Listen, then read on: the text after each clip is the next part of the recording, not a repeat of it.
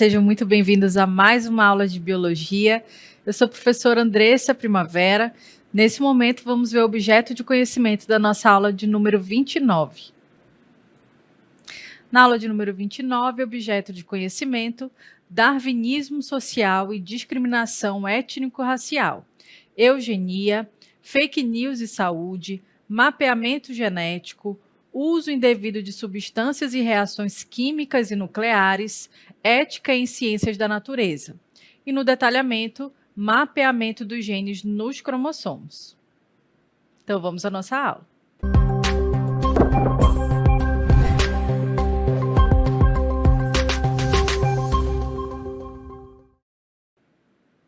Muito bem, nessa aula nós vamos falar um pouco sobre mapeamento genético, né? Bom, você já está vendo aí nessa imagem que trata-se do estudo do DNA, ou seja, das nossas informações genéticas, né? E aí nós vamos fazer esse estudo, vamos entender um pouquinho sobre o que trata esse mapeamento genético, que tem a ver aí, né, com verificar, analisar, investigar algumas coisas que estão ali escondidas no nosso material genético, né? É possível estudá-lo e aí descobrir alguns mistérios, né, dentro desse DNA, descobrir se alguma pessoa pode ou não desenvolver algum tipo de doença. Então, ao estudar esse material genético, a gente consegue descobrir muita coisa. Então, é por isso que nós vamos aí começar e aprofundar esse assunto. Bom, vamos falar e entender primeiro o que é o mapeamento genético. O mapeamento de genes nos cromossomos é uma ferramenta essencial na genética, permitindo determinar a localização dos genes em um cromossomo e a distância entre eles. Este processo é importante para entender a herança genética e as relações entre os genes. Então, como nós vemos aí, esse mapeamento ele vai analisar justamente aquilo que está contido nos nossos cromossomos, dentro das nossas células, que são os genes.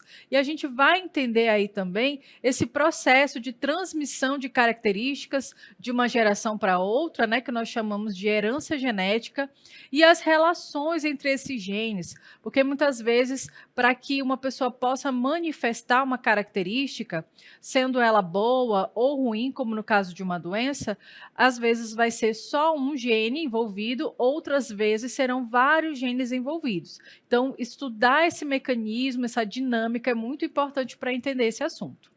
Bom, e na sequência a gente vai ver aí como isso funciona.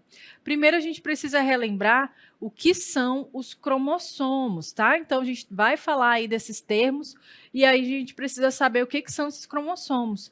Eles são as estruturas que contêm o DNA e, por sua vez, contém os genes. Então, lembre-se aí que dentro das nossas células nós temos o núcleo e dentro desse núcleo nós temos essas estruturas aqui que nós chamamos de cromossomos. E do que eles são feitos, pessoal? Eles são feitos da nossa molécula de DNA, que está altamente compactada, ou seja, totalmente dobrada para caber nessa estrutura aqui, porque o nosso DNA, essa molécula, ela é muito grande. Então, ela precisaria aí ser compactada para caber dentro das nossas células. E cada indivíduo humano possui 46 cromossomos, tá? E aí eu estou falando dos seres humanos. Em outras espécies, esse número vai variar, certo? Bom, nesses cromossomos estão contidos aí os genes. E os genes, pessoal, eles são as unidades básicas de hereditariedade. Então, observe aí que esses genes, eles são as unidades básicas. Então, já anote isso, tá? Que é muito importante aí para você compreender esse assunto. E aonde estão os genes? Aqui também, pessoal, aqui, olha, no nosso DNA. Eles são as informações, tá? Que vão aí determinar as características de um organismo. E aí elas vão estar aqui, né, codificadas nesse material genético, nesse DNA, certo? Então, agora você já relembrou aí o que é cromossomo, que é essa estrutura que fica dentro do nosso núcleo, sabe que ele é feito aí da nossa molécula de DNA, e nesse DNA está contido aí os genes, tá? Então, relembrando esses conceitos importantes nesse estudo da genética. E aí a gente vai entender sobre esse mapeamento, né? Agora que a gente sabe aí esses termos. O mapeamento consiste em determinar a posição específica de um gene dentro aí de um cromossomo e a distância entre esse gene e outros genes no mesmo cromossomo. Então, dentro desse cromossomo, a gente não vai ter apenas um gene. Nós teremos milhares de genes e todos eles vão atuar para manifestar, né, essas características que nós possuímos. Então, esse mapeamento vai fazer uma varredura, vai vasculhar ali aquele DNA e vai procurar essas informações e saber como essas informações são, então, né, expressas naquele organismo, certo? Bom, a gente vai ver aí o porquê que a gente precisa fazer esse mapeamento, o porquê que esse estudo é realizado, né? Por que ele é importante. Então, a compreensão da herança é uma das importâncias a respeito desse mapeamento genético. O mapeamento de genes nos cromossomos ajuda a entender como as características genéticas são transmitidas de uma geração para outra. Então, a gente tem a possibilidade de prever que genes um indivíduo vai herdar ao analisar, né, o seu material genético. Também vai ser importante para biotecnologia.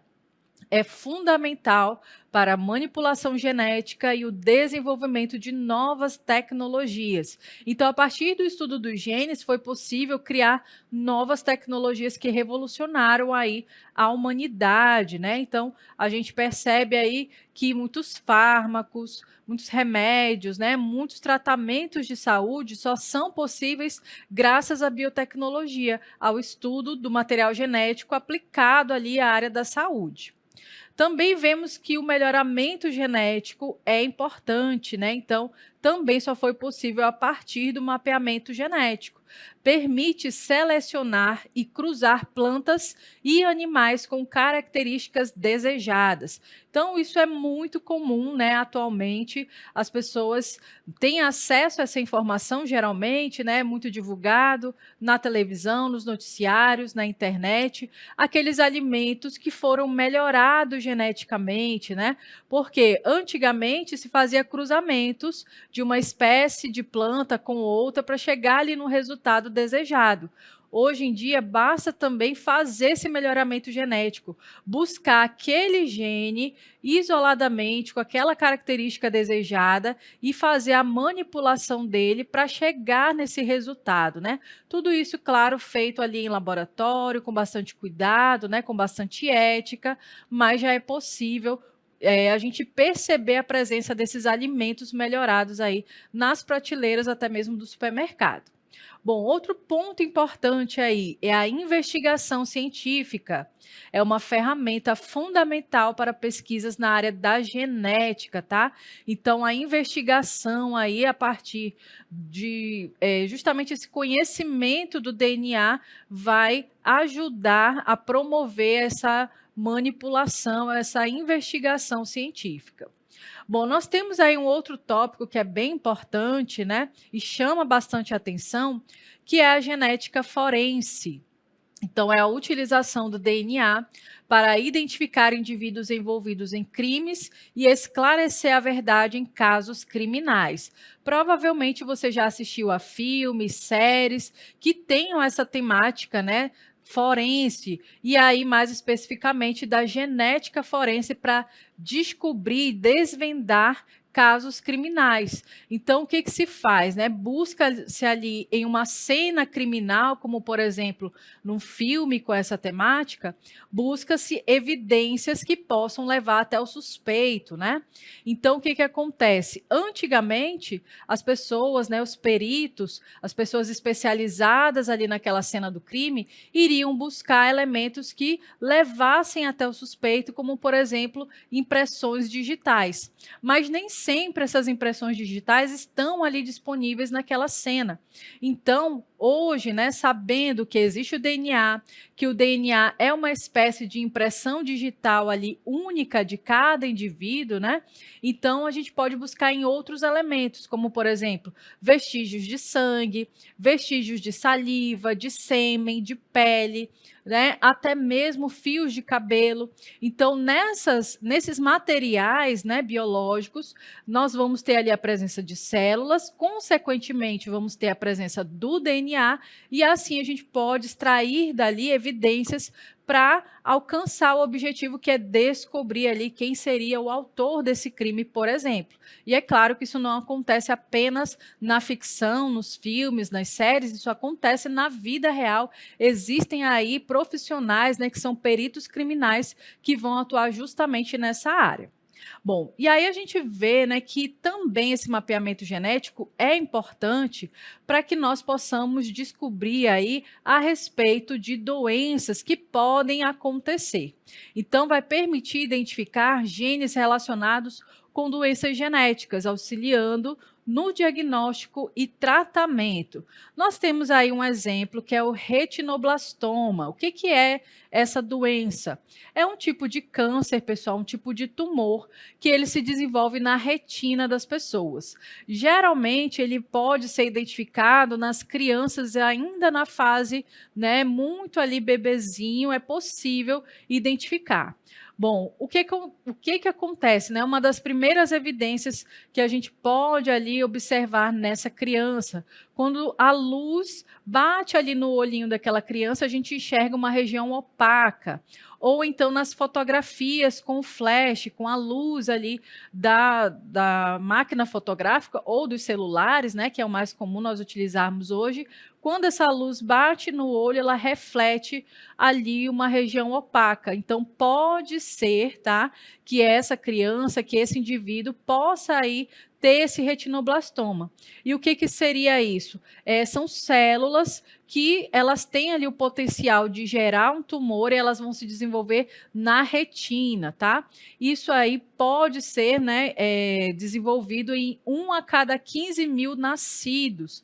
Então, é importante a gente observar, né, sempre as crianças, os jovens, né, que podem aí ter algum tipo de sintomas como esse, né, alguma evidência como essa, a gente está sempre observando e, se for o caso, buscar ajuda médica, porque também nem sempre quer dizer que a criança está desenvolvendo ali alguma doença, pode ser estar relacionado a outro tipo de problema. Então, por isso que somente o médico pode indicar e dar o diagnóstico correto.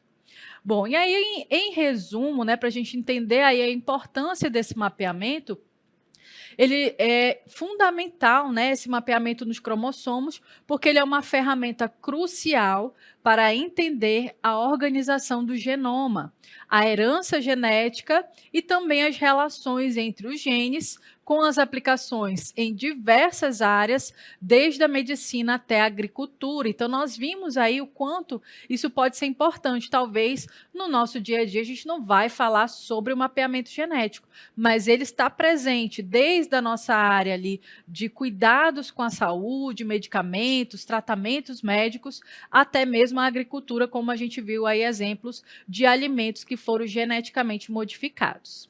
Bom, a gente vai observar agora a respeito do estudo do cariótipo. Então, observe aí. E o que seria o cariótipo, tá, gente? Vamos já entender. O estudo do cariótipo humano, ou cariotipagem, é um exame genético que analisa os cromossomos de uma célula para identificar alterações de número, tamanho, forma e estrutura desses elementos. É uma ferramenta importante para o diagnóstico de síndromes cromossômicas e outras condições genéticas, além de auxiliar no aconselhamento genético. Então, observe aí que nós falamos sobre os cromossomos, tá?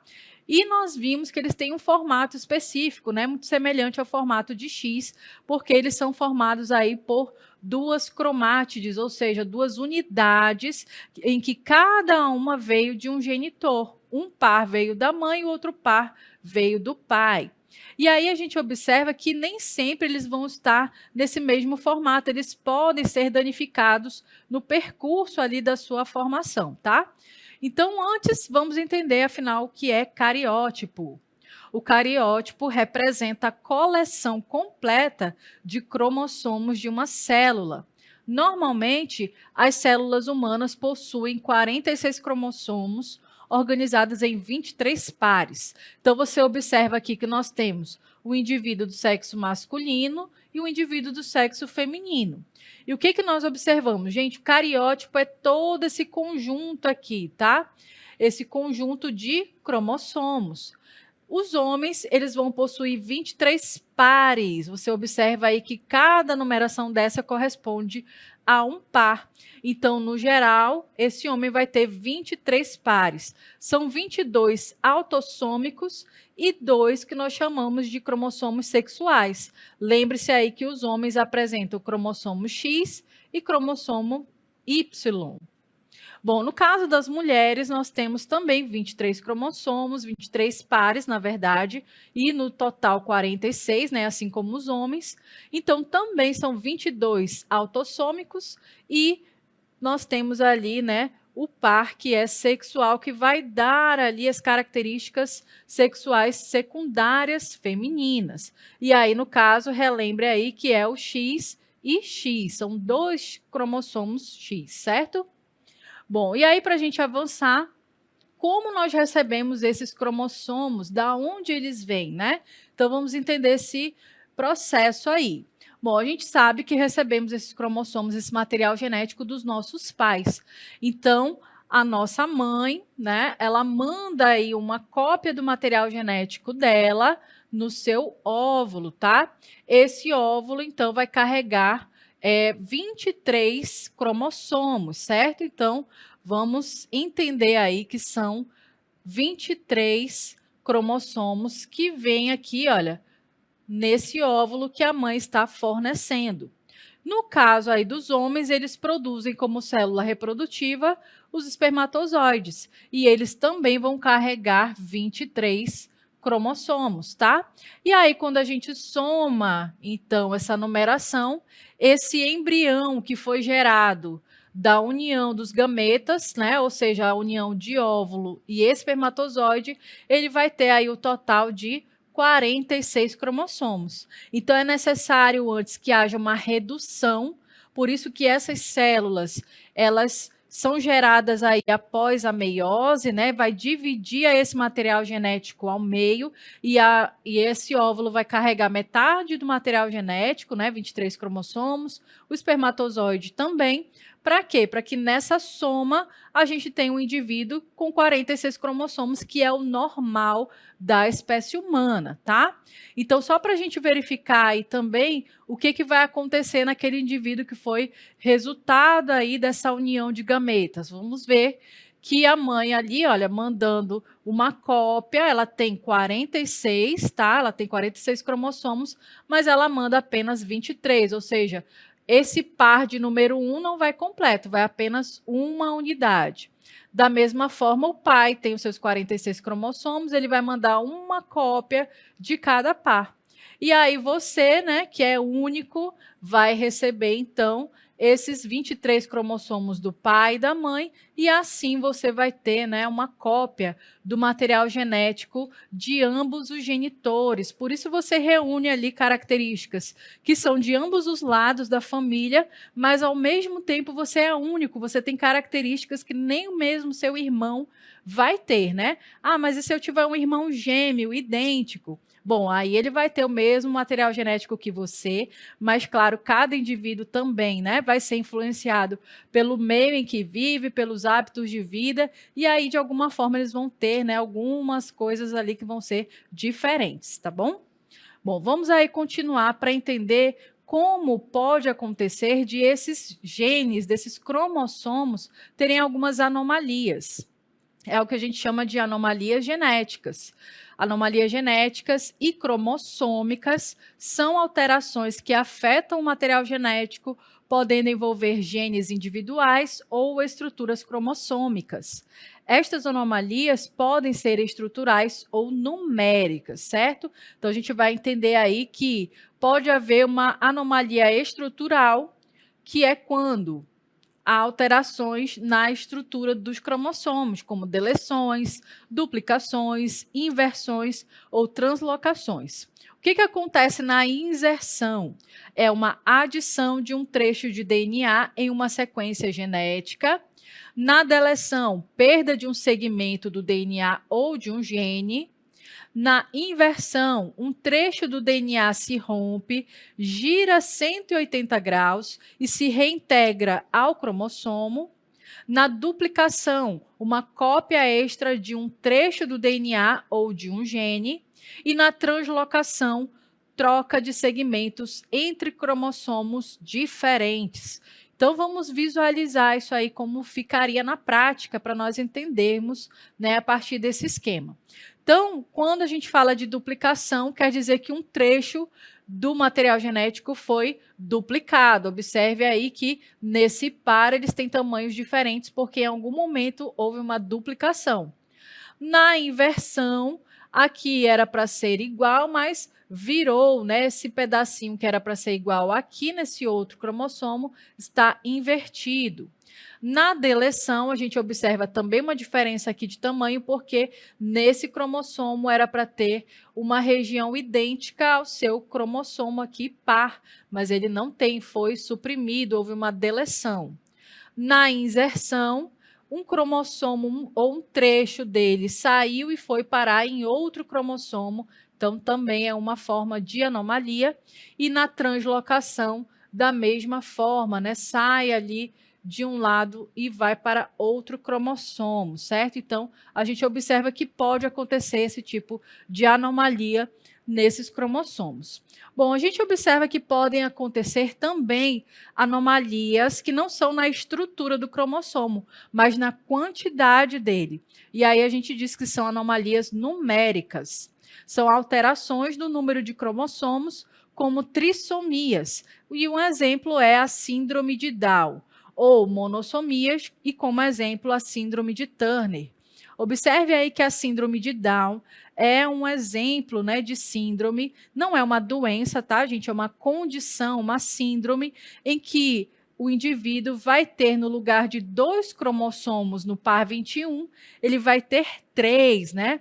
E por que isso acontece? Em algum momento ali da formação desse embrião, na hora de juntar, ou, aliás, na hora de separar os cromossomos, eles ficaram juntos, né? Ou aqueles que vieram da mãe, ou os que vieram do pai, permaneceram juntos, não se desuniram, e aí a criança recebe, ao invés de 2, recebe 3 cromossomos iguais, tá? E aí a gente vê, observa que é a síndrome de Down no caso. Outras síndromes podem acontecer, né? Então, a gente acabou de ver aí que a trissomia do par 21 é mais conhecida como a síndrome de Down, causa atraso no desenvolvimento e características físicas específicas, mas isso não quer dizer que esse indivíduo é incapacitado, tá? Inclusive, né, antigamente as pessoas estigmatizavam essas crianças, esses indivíduos, mas hoje a gente sabe que com acompanhamento correto, essas crianças podem se desenvolver de forma saudável. A síndrome de Turner, que é uma monossomia no X, no cromossomo X, afeta mulheres, causando baixa estatura e outros problemas. Também temos a síndrome de Klinefelter, que é a trissomia, né? Também, olha só, afeta homens, causando características físicas e problemas de fertilidade. Então, esse homem que deveria ter apenas um cromossomo X e um Y, ele recebeu 2 cromossomos X, né? E aí ficou com 3 cromossomos, aonde deveria ter apenas um par.